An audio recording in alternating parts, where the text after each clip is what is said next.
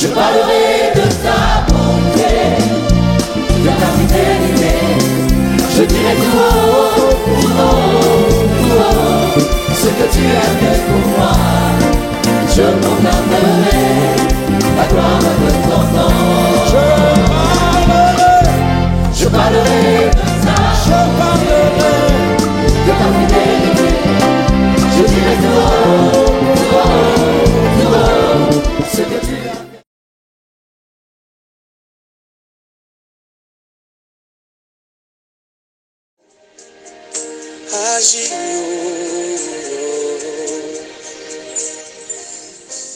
Merci pour ta puissance, Seigneur. Merci pour ton amour immense. Merci pour ce que tu as accompli dans notre assemblée. Pour ce que tu fais du bien, Seigneur, à tes enfants sur cette plateforme Reum Dei. Que l'honneur, que la gloire te revienne pour les siècles sans fin. Béni sois-tu, Seigneur. Béni sois-tu. Et continue de nous bénir. Continue de bénir cette plateforme Reum Dei, Seigneur. Continue de nous faire du bien. Continue de bénir ton Église. Continue de bénir tes serviteurs et servantes. Seigneur, répands ta grâce sur tes prêtres. Oui, sur les religieux et religieuses, sur les laïcs, Seigneur. Continue de bénir ton Église. Continue de le fortifier, Seigneur. Que l'honneur et la gloire te reviennent. Continue de bénir nos familles humaines, nos familles spirituelles. Continue de nous bénir, Seigneur, pour la gloire de ton Saint-Nom. Continue de bénir ces élèves qui sont en composition pour le baccalauréat. Oh Seigneur, continue de les bénir. Continue de les bénir. De leur accorder ton intelligence, ta sagesse, ta clémence. Seigneur, continue de les bénir. Que l'honneur et la gloire te reviennent, Seigneur. Fils et filles d'Israël, soyez richement et abondamment bénis. Dieu vous bénit richement de là où vous vous trouvez. Gloire à Dieu. Gloire à Dieu. Que Dieu vous élève. Bien-aimés frères, bien-aimés sœurs, alors donc rendez-vous est pris pour demain de 20h à 21h30 et puis le 22, voilà, de 20h à 21h30 sur notre page Inérie Mission Facebook. Voilà. Abonnez-vous, abonnez-vous, abonnez-vous pour que nous soyons tous connectés. Que Dieu vous bénisse richement et abondamment. Dieu vous élève. Aujourd'hui, nous allons parler d'un thème très, très, très important. Très important. Un thème très important. Oui, très important. Le thème d'aujourd'hui va nous parler de la famille. La famille. La famille. Et la famille. Gloire à Dieu. La famille, lieu de bénédiction. La famille, lieu de bénédiction. Nous constatons de nos jours que beaucoup de couples sont en déséquilibre. L'instabilité est telle que le nombre de divorces est un constat et ne fait que augmenter. Et ce constat est amer. Et comment j'apprends de telles nouvelles, mon cœur saigne, frère. Mon cœur saigne, ma soeur. Quand il y a l'instabilité dans un couple, je ne fais que pleurer au fond de mon être. Le premier volet que nous allons aborder sur la famille, lieu de bénédiction, source de bénédiction, s'attachera à mettre l'accent sur l'importance que Dieu accorde à la famille. Nous voyons à travers les Écritures que Dieu travaille avec la famille. Dieu travaille avec la famille. Gloire à Dieu. En Genèse 12, le verset 1 au verset 3, notre texte d'appui. Genèse 12, le verset 1 au verset 3. Je vais te demander de prendre ta Bible et de chercher Genèse 12, le verset 1 au verset 3. L'Éternel dit à Abraham, va-t'en de ton pays, de ta patrie, de la maison de ton père, dans le pays que je te montrerai. Je ferai de toi une grande nation et je te bénirai. Je rendrai ton nom grand et tu seras une source de bénédiction. Gloire à Dieu. Mon second texte d'appui est tiré de Genèse 18, le verset 18 au verset 19.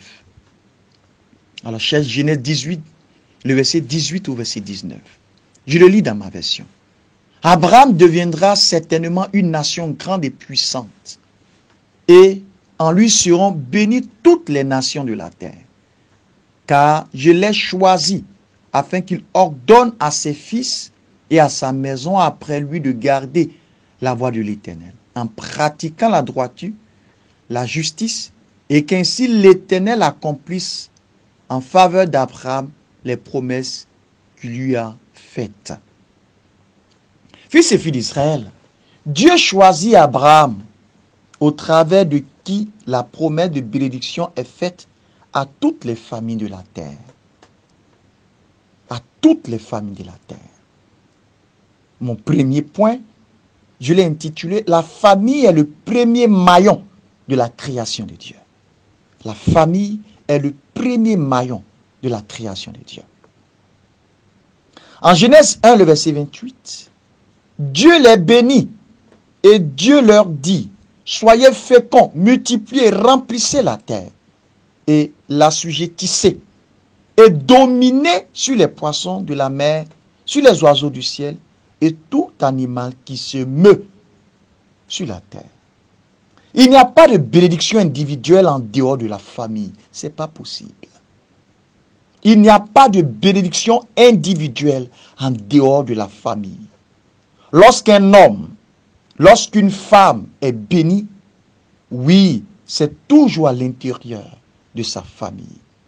La femme et les enfants entrent dans la bénédiction. Lorsqu'un homme est béni, immédiatement, la femme et les enfants entrent dans la bénédiction. Entrent immédiatement dans la bénédiction. En Genèse 1, le verset 26 au verset 28, puis Dieu dit, faisons l'homme à notre image, selon notre ressemblance, et qu'il domine sur les poissons de la mer, sur les oiseaux du ciel, sur le bétail, sur toute la terre, et sur tous les reptiles qui rampent sur la terre. Dieu créa l'homme à son image, il le créa à l'image de Dieu. Il créa l'homme et la femme. Trois éléments importants que nous ne devons pas négliger à l'intérieur des familles. Le premier élément, la fécondité. Dieu nous veut des familles fécondes à tout point de vue. Des familles fécondes à tout point de vue. Intellectuellement, biologiquement, financièrement. Dans tous les domaines. Dans tous les domaines. Dieu veut que les familles vivent l'expérience de la fécondité dans tous les domaines. Gloire à Dieu. Le deuxième élément que tu ne dois pas oublier, c'est la productivité. La productivité. Et cette productivité est marquée au cœur de chaque famille. Est marquée au cœur de chaque famille. Chaque famille reçoit une productivité, de façon extraordinaire dans l'union que l'homme et la femme se donnent. Et cette productivité les amène à pouvoir exercer la grâce dans la famille. Le troisième élément, solidité. Solide, solidité. Dieu nous donne la force. La femme qui est le premier maillon de la famille entre dans la bénédiction avec l'homme. La femme ne devrait pas être considérée comme une étrangère. Non. À l'instar de certaines coutumes, elle est une part entière de la cellule. Oui. La solidité d'une famille va dépendre aussi de l'engagement de la femme. C'est pourquoi il est dit, celui qui trouve une femme a trouvé le bonheur. Bien-aimés frères, bien-aimés sœurs, dans nos familles, prenons le temps de poser ces trois éléments, c'est-à-dire la fécondité, la productivité et la solidité. Pour que nos couples puissent tenir. Les couples ne tiennent pas. Pourquoi? Souvent, c'est dû à la préparation. au mariage. On fait une préparation arrangée d'une semaine, 2 semaines, 1 mois, et on passe se marier. Pourtant, l'Église nous demande de nous préparer avec sérieux durant au moins 6 mois ou 1 année. Sur d'autres paroisses, c'est 3 mois. Gloire à Dieu. Les couples ne durent pas parce que ils ne prennent pas le temps. Ils ne prennent pas le temps dans la préparation. Les couples partent voir le prêtre déjà quand ils ont fixé leur date de mariage. Non, c'est une erreur. Prépare-toi d'abord et quand tu es sûr que tu peux t'avancer pour le mariage, vous fixerez une date. Mais tu vois, les couples, ils ont déjà fixé leur date. Et c'est à l'approche, là, on vient voir le prêtre pour dire, mon père, nous voulons nous marier. La publication de ban, là, il faut que ça soit dans les 3 semaines qui vont suivre. Ce n'est pas vous qui déterminez. D'abord la date. Mais ce que vous devez faire, c'est de chercher à mettre des bases solides. Et ces bases solides-là font partie de la formation. Font partie de la formation. Toi qui m'entends et qui te prépares pour ton mariage, prends le temps de te former. Prends le temps de te former. Parce qu'une fois que le mariage est célébré, mon frère, c'est qu'il est célébré. Ma soeur, c'est que le mariage est célébré. Ces 3 éléments doivent être basiques dans votre vie. Fécondité, productivité, solidité. Gloire à Dieu. C'est pourquoi l'homme quittera son père et sa mère et s'attachera à sa femme. Ils deviendront une seule chair. Une erreur que souvent nous posons, c'est que l'homme ne quitte pas son père et sa mère, mais il demande à sa femme de quitter son père et sa mère pour le rejoindre dans sa famille. Une erreur que nous commettons, qui souvent heurte, blesse, détruit même le mariage. La Bible dit, l'homme va quitter son père et sa mère. Si tu n'es pas sûr de pouvoir quitter ton père et ta mère pour t'attacher à ta femme, frère, ne te marie pas. Parce que c'est un principe divin. Mais tu prends la jeune fille et tu l'amènes chez ta famille. Pourtant, toi-même, tu es encore en famille. Tu es encore à la maison. Tu es encore dans la maison de papa. Tu es encore dans la maison de maman. Et souvent, j'entends, mon père, moi, je n'ai pas l'argent. Mais je vais me... Non, quand tu n'as pas encore les moyens, abstiens-toi. Prends tes dispositions. Les moyens ne sont pas les millions. Les moyens ne sont pas des millions. L'homme est appelé à se battre.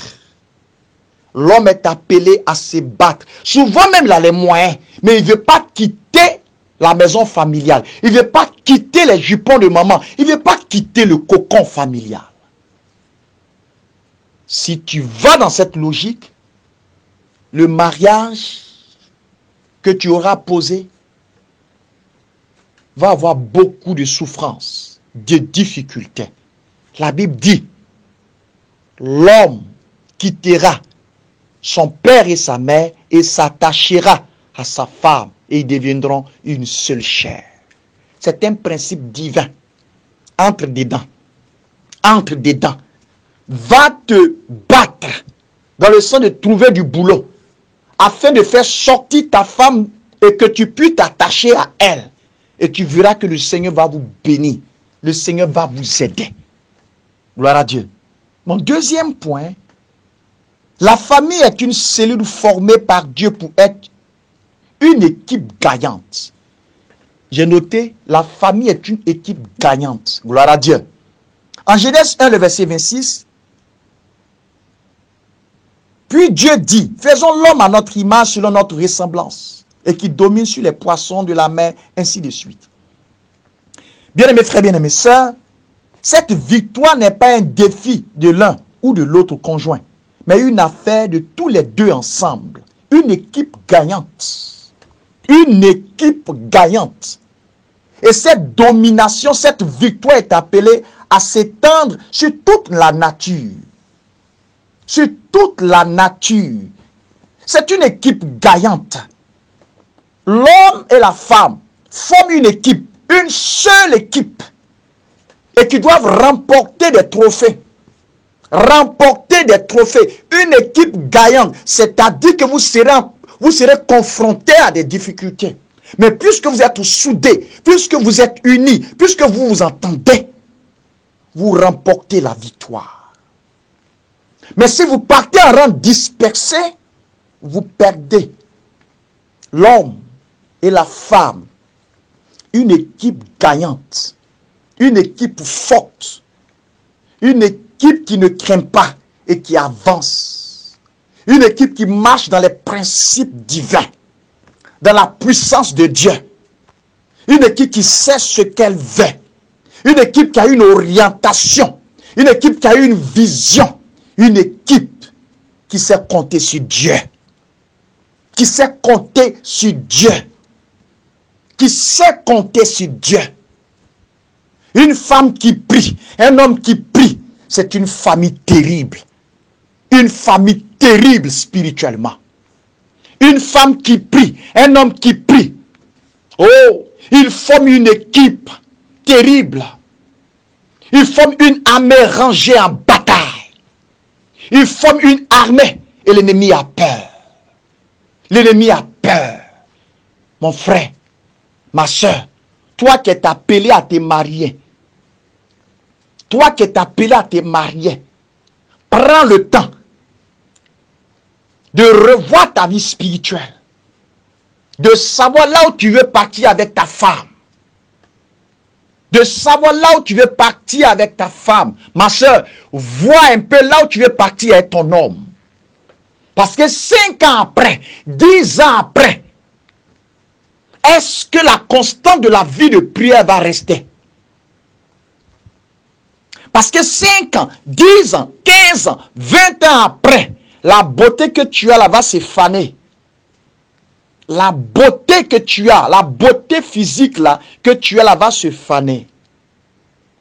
Mais la beauté intérieure, la foi intérieure, l'audace intérieure, l'engagement intérieur que tu as en Jésus-Christ ne peut pas se faner. Elle se rajeunit. Je dirais même, elle se bonifie chaque année.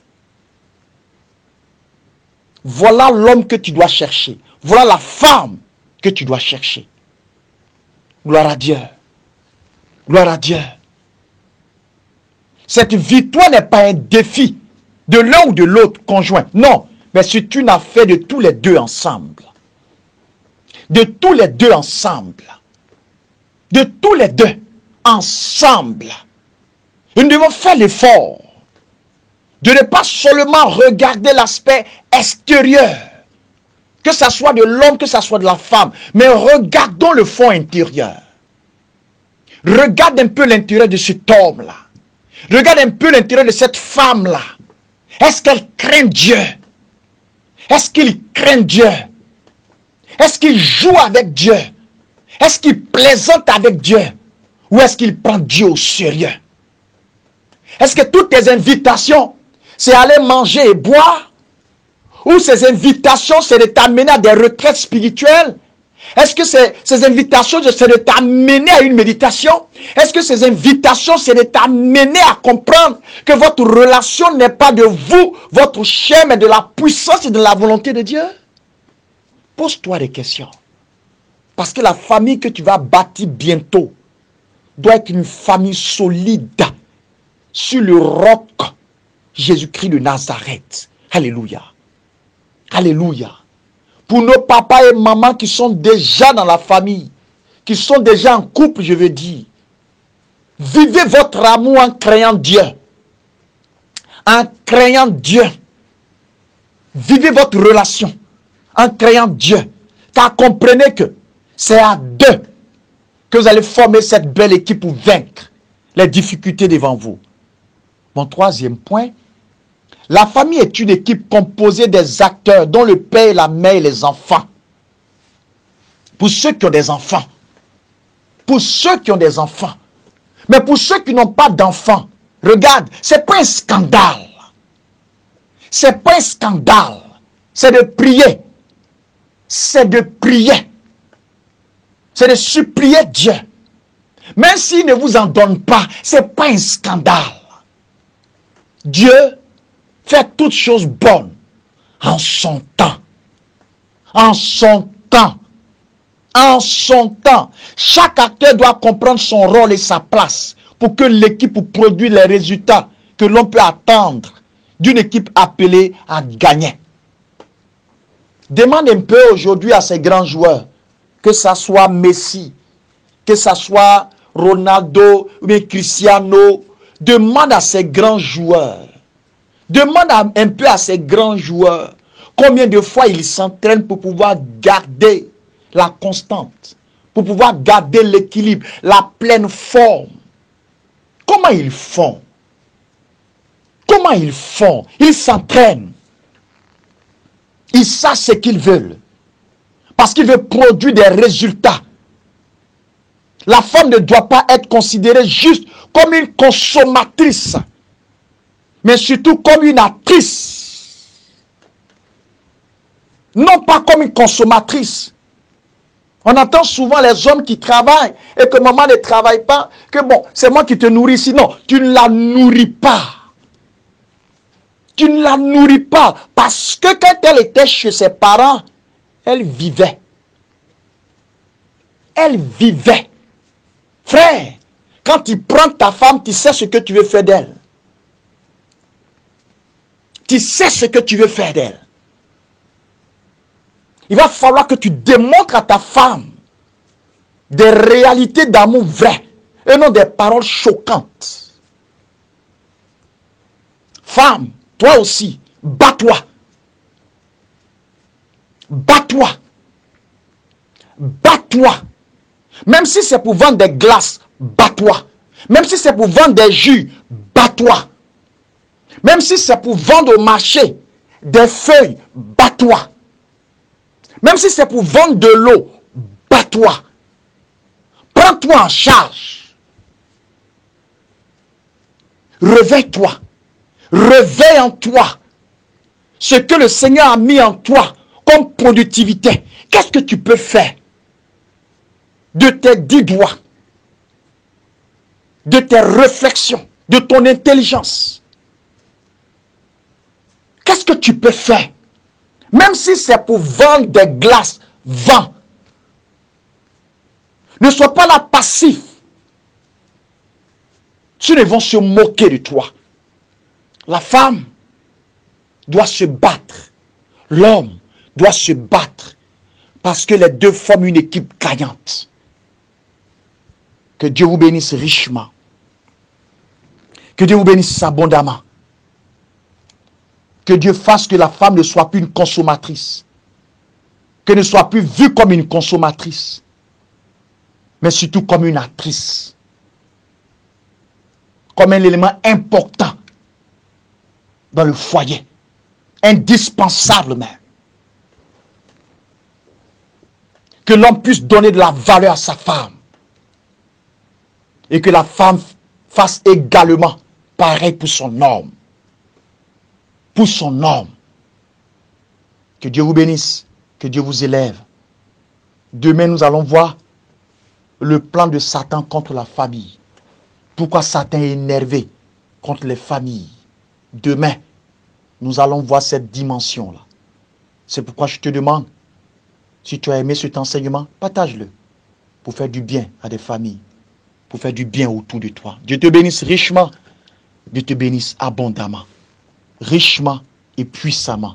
Rendez-vous est pris sur notre page Inéri Mission. Dieu te bénisse, Dieu t'élève, surtout demeure richement béni durant toute cette nuit, durant toute cette soirée. Que Dieu te bénisse. Sécher ses larmes, dans tes bras la veuve trouve du réconfort. Le rejeter, un ami fidèle.